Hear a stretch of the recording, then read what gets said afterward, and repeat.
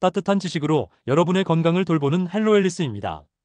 혹시 이런 경험 있으십니까?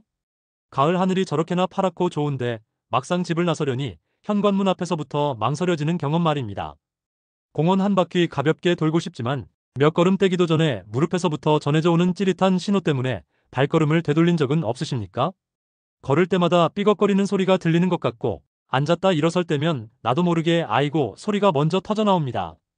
사랑하는 손주가 달려와 안아달라고 팔을 벌릴 때 선뜻 무릎을 굽혀 안아주지 못하고 머리만 쓰다듬어주며 미안한 마음이 들었던 적도 있으실 겁니다.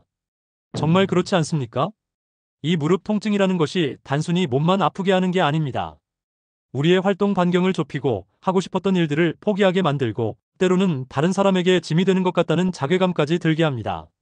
그래서 병원에 가면 나이가 들어서 그렇다, 연골이 닳아서 그렇다는 말을 듣습니다. 주사를 맞거나 약을 먹으면 그 순간은 좀 괜찮아지는 것 같지만 조금만 무리하면 어김없이 통증은 다시 찾아옵니다.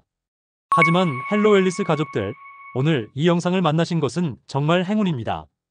제가 오늘 수술대에 오르지 않고 독한 약에 의존하지 않고도 우리 헬로앨리스 가족들의 소중한 무릎을 평생 건강하게 쓸 수 있는 아주 간단하면서도 강력한 비결 4가지를 알려드릴 것이기 때문입니다.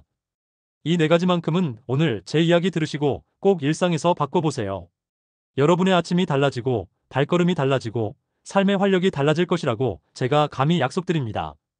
자, 그럼 이제 지긋지긋한 무릎 통증과 작별하고 다시 성큼성큼 세상을 향해 걸어나갈 준비 되셨습니까?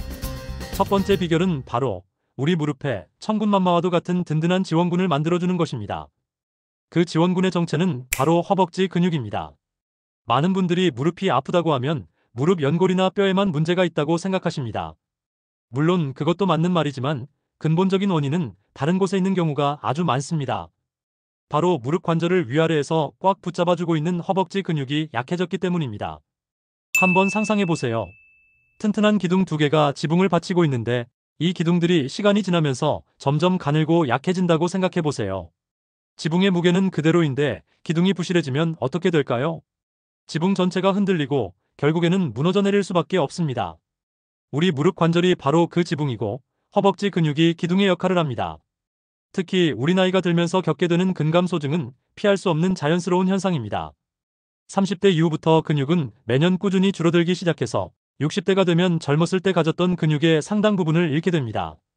이렇게 허벅지 근육이 약해지면 우리가 걷거나 서 있을 때 발생하는 충격과 체중의 부담이 고스란히 무릎 연골과 뼈로 전달됩니다.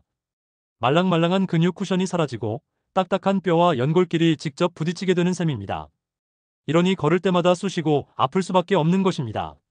세계적인 정형외과 학회인 미국 정형외과 학회에서는 무릎 관절염 환자에게 약물 치료나 수술 이전에 가장 먼저 권장하는 것이 바로 이 허벅지 근육 강화 운동입니다. 근육을 키우는 것이 가장 효과적인 비수술적 치료법이라고 공식적으로 인정하고 있는 것입니다. 무턱대고 걷거나 등산을 하는 것은 오히려 약해진 무릎에 더 큰 부담을 주어 상태를 악화시킬 수 있습니다. 자, 이제 두 번째 비결로 넘어가 보겠습니다. 두 번째로 우리는 무릎 관절에 활활 타오르고 있는 염증이라는 불을 꺼야 합니다. 관절염이라는 이름에서 알 수 있듯이 무릎 통증의 주범은 바로 염증입니다. 연골이 닳고 손상된 부위에 염증 반응이 일어나면서 붓고 열이 나고 끔찍한 통증을 유발하는 것입니다. 이 염증은 우리 몸의 면역 체계가 손상된 조직을 회복하기 위해 보내는 자연스러운 신호이기도 하지만 만성적으로 지속될 경우 연골 손상을 더욱 가속화시키는 악순환을 만듭니다. 마치 작은 불씨가 온 산을 태우는 것처럼 한번 시작된 염증은 우리 무릎을 계속해서 괴롭힙니다. 그런데 놀랍게도 이 염증의 불길을 더 거세게 만드는 것도 혹은 반대로 활활 타는 불을 끄는 것도 우리가 매일 먹는 음식에 달려있다는 사실 알고 계셨습니까? 우리의 식탁이 소방수가 될 수도 있고 반대로 불을 지르는 방화범이 될 수도 있다는 뜻입니다. 미국의 저명한 의료기관인 관절염 재단에서는 관절염 환자들을 위해 염증을 줄이는 식단을 적극적으로 권장하고 있습니다. 연구에 따르면 특정 음식을 꾸준히 섭취하는 것만으로도 통증이 눈에 띄게 줄어들고 관절 기능이 향상되는 효과가 나타났다고 합니다. 그렇다면 우리 무릎 속 불을 꺼주는 고마운 소방수 음식들은 어떤 것들이 있을까요? 제가 지금부터 우리 헬로앨리스 가족들의 장바구니에 꼭 담아야 할 음식들을 알려드리겠습니다. 첫 번째는 등 푸른 생선입니다. 고등어, 연어, 꽁치, 삼치 같은 등 푸른 생선에는 오메가-3 지방산이 아주 풍부하게 들어있습니다. 이 오메가-3는 우리 몸에서 강력한 항염증 작용을 하는 물질로 염증을 유발하는 효소의 활동을 억제해서 통증과 붓기를 가라앉히는 데 탁월한 효과가 있습니다. 마치 몸속에 들어온 천연 소염제와도 같은 역할을 하는 셈입니다. 일주일에 2번 이상은 식탁에 등 푸른 생선을 올려보세요. 두 번째는 짙은 녹색 잎 채소입니다. 시금치, 케일, 브로콜리 같은 채소에는 비타민C, K와 같은 항산화 성분이 풍부합니다. 항산화 성분은 우리 몸의 세포를 공격하고 염증을 일으키는 활성산소를 제거하는 역할을 합니다. 몸속의 독을 깨끗하게 청소해준다고 생각하시면 쉽습니다. 매일 식사 때마다 이런 녹색 채소를 한 접시씩 곁들여 드시는 습관을 들여보세요. 세 번째는 알록달록한 베리류 과일입니다. 블루베리, 딸기, 아사이베리 등에는 안토시아닌이라는 강력한 항산화 물질이 듬뿍 들어있습니다. 이 성분은 염증 수치를 낮춰주는 효과가 매우 뛰어납니다. 간식으로 과자나 빵 대신 이런 베리류 과일을 한 줌 드시는 것은 어떨까요? 이 외에도 생강과 강황은 동의보감에서도 관절 통증에 효과가 있다고 기록될 만큼 강력한 천연 항염증 식품이며 올리브 오일이나 견과류에 들어있는 건강한 지방 역시 염증을 줄이는데 큰 도움이 됩니다. 반대로 우리가 반드시 피해야 할 염증의 불길에 기름을 붓는 음식들도 있습니다. 가장 대표적인 것이 바로 설탕과 정제된 탄수화물입니다. 달콤한 음료수, 과자, 빵, 흰쌀밥 같은 음식들은 우리 몸의 염증 수치를 급격하게 높입니다. 그리고 튀긴 음식이나 가공식품에 많이 들어있는 트랜스지방 역시 최악의 염증 유발 물질 중 하나입니다. 헬로 앨리스 가족들, 오늘 저녁 식탁부터 한번 바꿔보시는 건 어떨까요? 흰쌀밥에 짠 찌개 대신 잡곡밥에 구운 고등어 한 토막과 시금치나물을 곁들여 보세요. 식후에 마시던 달달한 믹스커피 대신 따뜻한 생강차 한 잔으로 몸을 데워주세요. 여러분이 드시는 음식이 곧 여러분의 무릎을 치료하는 약이 된다는 사실을 꼭 기억하셨으면 좋겠습니다. 이제 세 번째 열쇠를 알려드릴 시간입니다. 세 번째 비결은 우리도 모르는 사이에 매일같이 무릎을 망가뜨리고 있는 나쁜 자세와 습관을 바로잡는 것입니다. 아무리 좋은 운동을 하고 염증에 좋은 음식을 챙겨 먹는다고 해도 일상생활 속에서 계속해서 무릎에 부담을 주는 잘못된 습관을 가지고 있다면 밑 빠진 독에 물 붓기와 같습니다. 한번 생각해 볼까요? 자동차 타이어도 한쪽만 계속해서 압력을 받으면 그쪽만 유독 빨리 닳아 없어지는 것처럼 우리 무릎 연골도 체중이 비정상적으로 쏠리는 자세가 반복되면 특정 부위만 집중적으로 손상될 수밖에 없습니다. 수십 년간 쌓여온 나쁜 자세와 습관이 칼날이 되어 우리 연골을 조금씩 깎아내고 있었던 것입니다. 물리치료사나 재활의학과 의사들은 무릎 통증 환자들을 치료할 때 운동치료만큼이나 이 자세 교육을 중요하게 생각합니다. 잘못된 생체 역학적 스트레스를 줄여주는 것만으로도 통증이 크게 개선되고 추가적인 손상을 막을 수 있기 때문입니다. 그렇다면 우리 무릎을 병들게 하는 대표적인 나쁜 습관들에는 어떤 것들이 있을까요? 첫 번째는 다리 꼬고 앉기입니다. 의자에 앉을 때 습관적으로 다리를 꼬는 분들이 정말 많습니다. 다리를 꼬게 되면 골반이 틀어지고 이로 인해 척추와 고관절, 무릎에까지 비정상적인 압력이 가해집니다. 양쪽 무릎에 실려야 할 체중이 한쪽으로 쏠리면서 관절에 엄청난 부담을 주게 됩니다. 두 번째는 양반다리나 쪼그려 앉기입니다. 우리나라의 좌식 문화 때문에 바닥에 앉는 경우가 많은데 양반다리나 쪼그려 앉는 자세는 무릎 관절이 과도하게 꺾이게 만들어 관절 주변의 인대와 힘줄에 큰 부담을 줍니다.